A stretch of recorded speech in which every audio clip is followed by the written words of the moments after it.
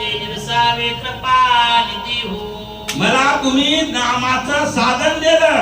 जसं आपण घराच्या बाहेर निघाच्या नंतर आपण घरातून शिदोरी बांधून नेतो, त्याचप्रमाणे आपण स्वतःच्या जीवनाचा उद्धार करण्यासाठी अनंत जन्माचं सुकृत होतं म्हणून आपल्याला मनुष्य जन्म सापडला.